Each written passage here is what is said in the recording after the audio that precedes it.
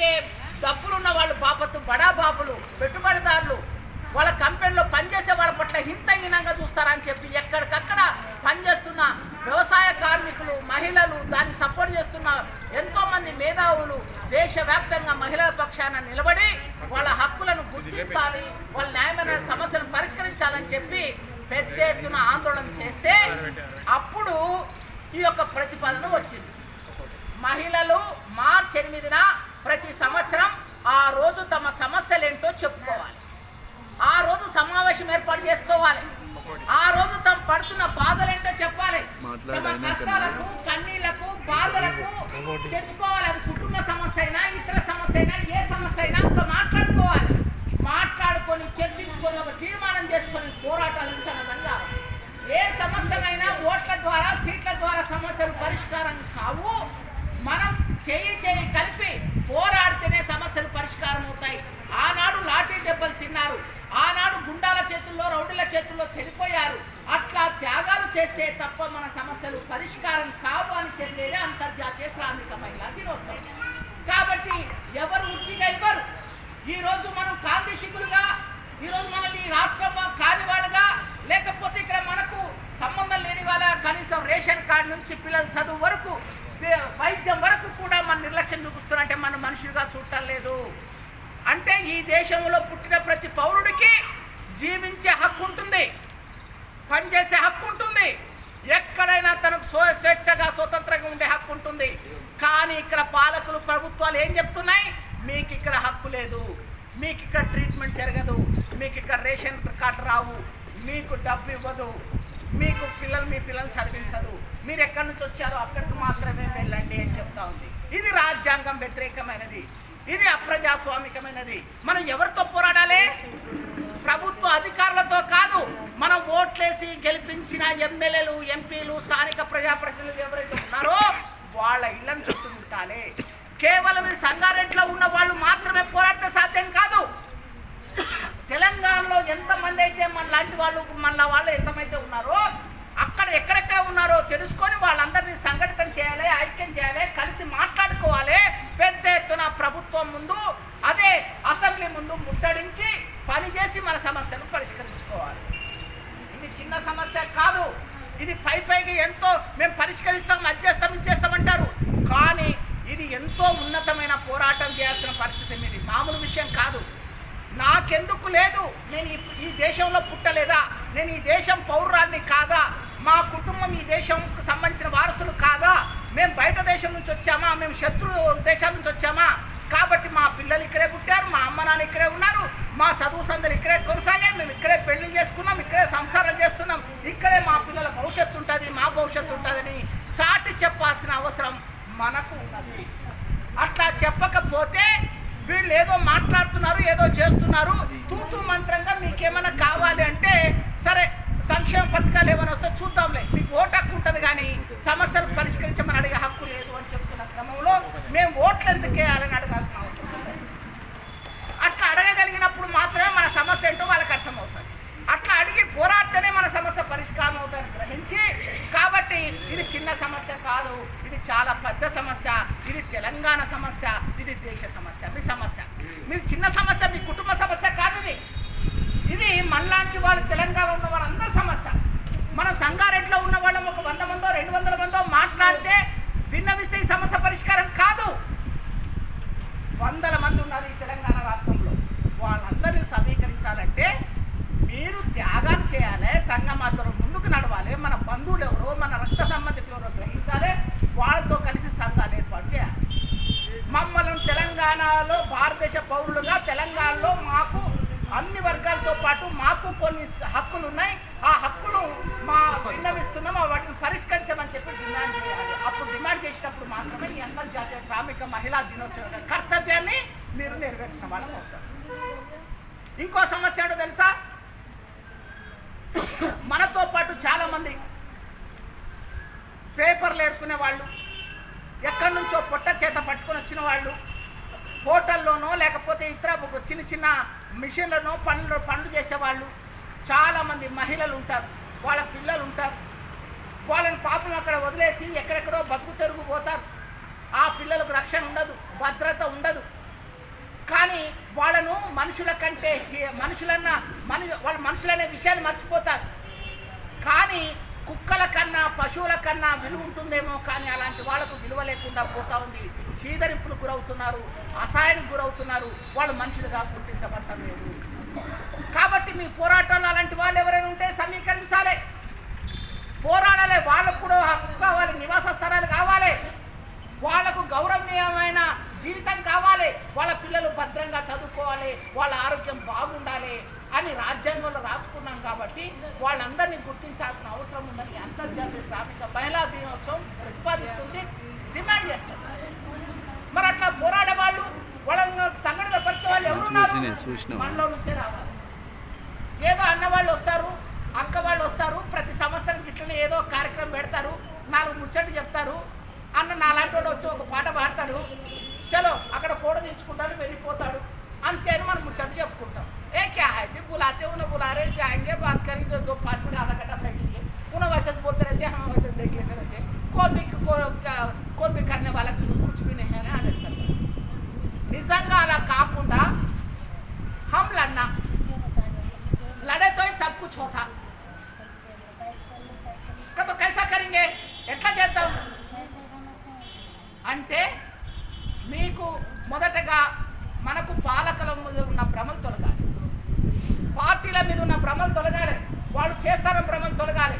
పోరాడే వాళ్ళు మాత్రమే మన సమస్యను పరిష్కరిస్తారని ఎప్పటికప్పుడు అందుబాటులో ఉంటారు. చిన్న సమస్య అయినా పెద్ద సమస్య అయినా మనం పరిష్కరించుకుంటాం, లేదంటే ఆ ప్రయత్నాలు చేస్తాం. ఆ ప్రయత్నాల్లో కూడా మనం ఫెయిల్ అయితే దాని నుంచి గుణపాఠం తీసుకుంటాం, మరొక్కసారి అవసరం వస్తే తలెత్తరా తిరిగి మళ్ళీ దాన్ని సాధించుకునే ప్రయత్నం చేస్తాం. అట్లా మనం ఒకరినొకరు సహకరించుకొని ముందుకెళ్ళి ఈ సంగారెడ్డిలో మన ప్రగతిశీల మహిళా సంఘాన్ని, మన పోరాడే నాయకత్వాన్ని మీరు బలంగా విశ్వసిస్తే, నమ్మితే మీ సమస్యలు పరిష్కారం అవుతాయి. లేకపోతే ఎప్పటికీ మన సమస్యలు పరిష్కారం కావాలని గ్రహించి ఆ దిశగా మీరంతా చైతన్యవంతంగా ముందుకు వస్తారని, మీలోనే నాయకత్వం వహించి ఎలాంటి వెనుకు భయం ఏమీ లేకుండా ధైర్యంగా నేను మా వాళ్ళ కోసం పోరాడతాను, ఎక్కడ తిరగమంటే తిరుగుతాను, ఏం చేయమంటే చేస్తాను, మా వాళ్ళ సపోర్ట్ ఉంటుంది, మా కుటుంబాల సపోర్ట్ ఉంటుంది అని చెప్పగలిగితే ఖచ్చితంగా చేయొచ్చు. కానీ మనకున్న సమస్య ఏంటి, మనం మహిళలం, స్త్రీలం. మన కుటుంబంలో ఎవరి ఆధిపత్యం నడుస్తుంది, పురుషుల ఆధిపత్యం నడుస్తుంది, మగవాడి ఆధిపత్యం నడుస్తుంది. నేను కష్టపడుతున్నాను, ఇంట్లో కూర్చోబెట్టి నీకు తిండి పెడుతున్నాను, పిల్లలు సాదుకుంటున్నాను, నీకెందుకే ఈ బయట వ్యవహారాలు అన్నాడు అనుకోండి, ఏం చేస్తాం? మా ఆయన కాదనుకో మనం బయటకు వచ్చేస్తామా? బయటకు రాలేంగా. అప్పుడు ఏం చేస్తాం? మనం ఎంత మాట్లాడాలన్నా, ఎంత పోట్లాడాలన్నా, ఏం చేయాలన్నా భర్త సహకారం అవసరం. కాబట్టి భర్తలు కూడా మీ సమస్యల్లో భాగం కావాలి.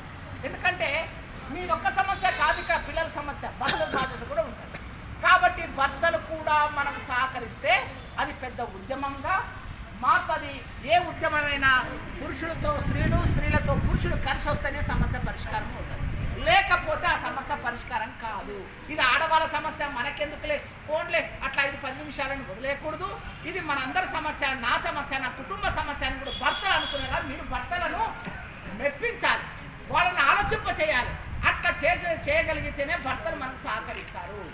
లేకపోతే భర్తలు మనల్ని ఎలా చూస్తారు అంటే, మీరు ఆడవాళ్ళు వంట వండి పెట్టాలి, ఏమి మమ్మల్ని మంచి చెడ్డలు చూసుకోవాలి, పిల్లలు చూసుకోవాలి, మా వంశాన్ని పెంచడానికి పిల్లల్ని కనాలి, అంతే. మీరు ఇంకేం పని చేయాల్సిన అవసరం. నీకు బట్టలేదా చెప్పు కొనిస్తా, నీకు తిండి తక్కువైందా చెప్పు కొనిస్తా, నీకేం కావాలో చెప్పు అవన్నీ చేసి పెడతా అని మాత్రమే మనం చూస్తారు తప్ప, నిజంగా మనకు ఒక ఆలోచన ఉంది, ఆయనలాగానే మనం ఆలోచిస్తాం, ఆయన ఏం కోరుకుంటున్నాడో మనకు కూడా అవే ఉంటాయి, కానీ మనం బయటకు వ్యక్తం చేయలేం.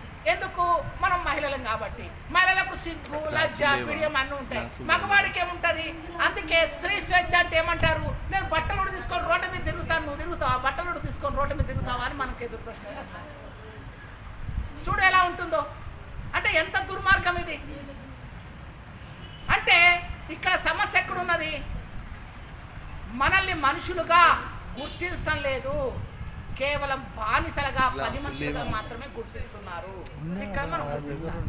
ఈ సమస్య ఇక్కడే కాదు, దేశవ్యాప్తంగా అందరి ఇళ్లలో ఉంది, మా ఇళ్లలో ఉంది, మీ ఇంట్లో ఉంది, అందరి ఇళ్లలో ఉంది. మరి ఈ ఆలోచన ఎక్కడ మారాలి? స్త్రీ అయినా మనిషే, పురుషుడైనా మనిషే. కానీ అదనంగా మరో సమస్య ఉంది. ఏం సమస్య అది? కులం సమస్య, మతం సమస్య, ప్రాంతం సమస్య. అంటే కులం సమస్య ఏంటి?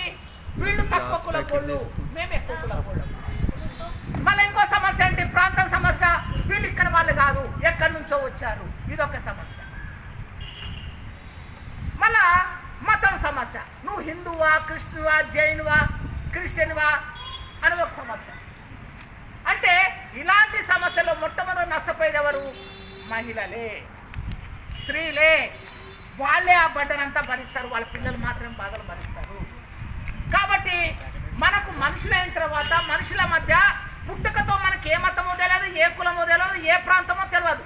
కానీ పుట్టుక తర్వాత నువ్వు ఇట్లా పూజించరా అంటే అట్లా చేతులెక్కి మొక్కుతాడు. నువ్వు ఆ దేవుడు రా అంటే అదే దేవుడు అంటాడు. నువ్వు కాలు మొక్కరా అంటే కాలు మొక్కమంటారు.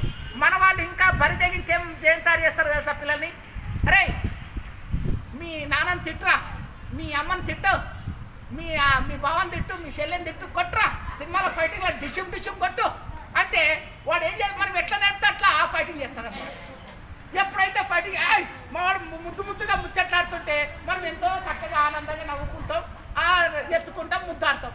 కానీ వాడు పెరిగి పెద్ద అయిన తర్వాత మనం ఏం నేర్పుతామో గవే మాటలు మన మీద ప్రదర్శిస్తాం.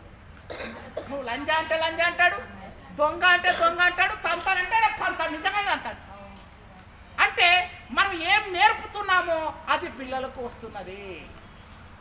కాబట్టి ఇక్కడ కుటుంబంలో కూడా మన సమస్యలు అనేవి మనం ఎట్లా చూడాలి అనుకున్నప్పుడు విలువలతో మనం ముందు ఉంటే అదే పద్ధతిలో పిల్లల పెంపకం, మన కుటుంబ సభ్యులందరూ కూడా అదే పద్ధతిలో ముందుకు వస్తారు. కానీ అది జరగకుండా ఊకవుడ్రా నేను సీరియల్ చూస్తా, ఊకవుడ్రా నేను ముచ్చట చెప్పుకుంటా, తిరిపో ఆడు పాడైపోతే నిజంగా అక్కడ పాడేస్తాడు. అదే ఏ వస్తువైనా సరే. అంటే మనం ఏం చెప్తామో గదే ఇతరులకు నేర్పుతాం. ఇక్కడ కూడా ఒక సమస్య ఉంది. ఏం సమస్య ఉంది? మగపిల్లాడికి ఆడపిల్లలకి మధ్య సమస్య. మన ఇంట్లో మగపిల్లలు ఉన్నారనుకో, వాడు మగాడు, వాడికి ఏమన్నా డబ్బులు ఇచ్చి ఎక్కడ ఇవ్వాల్సిన అవసరం ఉందా? ఇది ఆడపిల్ల, ఒక ఇంటికి పోవాలంటే కట్నం అవసరం. కాబట్టి ఇప్పటి నుంచే దాచుకోవాలి. ఏం దాచుకోవాలి? బ్యాంకులో దాచుకోవాలి, బంగారం కొనాలి. రేపు ఎన్ని లక్షలు అడుగుతారో, ఎంత బంగారం కావాలంటారో. కాబట్టి భయం. ఆడపిల్ల గుండెల మీద ఉంటే నిప్పు కణికలా ఉంటుంది, బరువుగా ఉంటుంది. కాబట్టి ఆడపిల్ల ఒక ఇంటి దాని పోతుందని ఆమెకు చదువు సందని కూడా చెప్పడం మానేస్తారు. మళ్ళీ చదువు చెప్పి డబ్బులు పెట్టాలి, మళ్ళీ పైగా పంపేటప్పుడు డబ్బులు ఇచ్చి మళ్ళీ బయటకు పంపాలి అనే భయంతో పిల్లలను చదివించకుండా మగవాడిని మాత్రమే చదివిస్తారు. ఎందుకు? వీడు వారసు, రేపు వీడు పెరిగి పెద్దవాడై వీళ్ళని చూసుకునేవాడు. కాబట్టి వీడి అవసరాల కోసం ఎంతైనా ఖర్చు పెడతారు, ఆడపిల్లల విషయంలో మాత్రం ఖర్చు పెట్టడానికి వెనకారు. అందుకే చూడండి, బాగా చూడండి, మగపిల్లవాడిని ప్రైవేట్ స్కూల్లో జాయిన్ చేస్తారు, ఆడపిల్లని మాత్రం గవర్నమెంట్ స్కూల్లో జాయిన్ చేస్తారు. పోనీ చిన్నగా రోజు దెబ్బలు తినని రోజు ఏదైనా ఆడపిల్ల ఉందా అంటే ఒక్కసారి ఆలోచించండి. చిన్న అమ్మాయి జుట్టు వదులుకుంటుంది, ఆ జుట్టు తిరగబీస్తున్నప్పుడు మనకు కోపం వస్తుంది. రా జుట్టు వేస్తానంటే ఆమె అంటది. సరే రా అని చెప్పి జుట్టు పెట్టుకొని లాగి నాకు తగిలించాను. సరే మళ్ళీ ఇట్లని అట్లని అమ్మ అమ్మ అని ఏడుస్తుంటుంది. జుట్టు పెట్టి లాగినప్పుడు అమ్మ అమ్మని ఏడుస్తుందా ఏడవదా? ఏడుస్తుంది. అంటే ఆమె పొద్దున దెబ్బలు తినాలి, సాయంత్రం దెబ్బ తినాలి. ఏమి మళ్ళీ చిన్నపిల్లలతోటి కసు ఊడ్చాలి, పల్లెలు దోమాలి. ఏమి నువ్వు ఎప్పుడైనా సరే నువ్వు ఒక ఇంటి దాన్ని పోయేదాన్ని నువ్వు ముందు వంట నేర్చుకో అని చెప్తాం మనం. కానీ మగపిల్లాడికి చెప్తాం అట్లా? వాడు మగాడు ఎంతసేపు పడుకున్నా ఏం కాదు, వాడు బట్టలు తిరిగినా ఏం కాదు. కాబట్టి వాడిని ఏమనకండి. కాబట్టి ఆడపిల్లలు పొద్దున లేయాలి, తెల్లవారుజాము లేయాలి, అన్ని పనులు చేయాలి, అన్ని చూసుకోవాలి, బట్టలు ఉతుకోవాలి, ఇవన్నీ చేయాలి, నీళ్లు తేవాలి. అప్పుడు ఆ చిన్న పిల్లల మనసులో ఏమనిపిస్తుంది? అప్పుడు ఎదుగుదలలో ఓహో నేను ఆడపిల్లను కాబట్టి నేను బట్టలు ఉతకాలి, వంట నేర్చుకోవాలి, కసు ఊడ్చాలి, వాళ్ళకి సేవలు చేయాలి అనేది పిల్లల మెదడులో మనమే చెప్పిస్తూ ఉంటాం. వాళ్ళు అట్లా పెరిగి పెద్దవాళ్ళే అదే పద్ధతుల్లో అబ్బా మేము ఆడవాళ్ళం, మేము అట్లా బయట తిరిగే అలవాటు మాకు లేదు, మేము లోపలే ఉంటాం.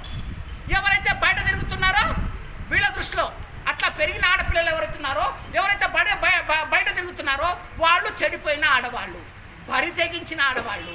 ఎక్కువ నవ్వకూడదు, ఎక్కువ తిరగకూడదు, ఉన్నదున్నట్లు మాట్లాడకూడదు, అణిగి మణిగి ఉండాలి. అణిగి మణిగి ఉన్న వాళ్ళే బతిపడతారు. ఉన్న వాళ్ళే అసలైన సాంప్రదాయ పద్ధతులు పాటించేవాళ్ళు. కానీ బయట రెక్కల కష్టం చేసుకొని ఉన్నది ఉన్నట్లు మాట్లాడి ఆత్మగౌరవంతో బతికేటోళ్ళు వాళ్ళు వ్యభిచారులు, వాళ్ళు దారి తప్పిన వాళ్ళు. ఇది ఈ సంస్కృతి మన సమాజంలో పెరుగుతుంది. కాబట్టి దీన్ని అడ్డుకట్ట వేయాల్సిన అవసరం ఎవరికి ఉంటుంది? మనకే కదా. కాబట్టి మళ్ళాంటి వాళ్ళు ఏం చేయాలి? ఫస్ట్ మన ఎదుగుదలలో వస్తున్న ఏవైతే భేదాలు ఉన్నాయి, అసమానతలు ఉన్నాయో మనం చూడాలి. అంతెందుకు, ఒక చోట పనిగిపోతాం, పనిగిపోయే చోట ఆడవాళ్ళకు మగవాళ్ళకు మధ్య జీతాల మధ్య వేతనాల ఎందుకు వ్యత్యాసం ఉంటుంది? మగవాడు అదే పని చేస్తాడు,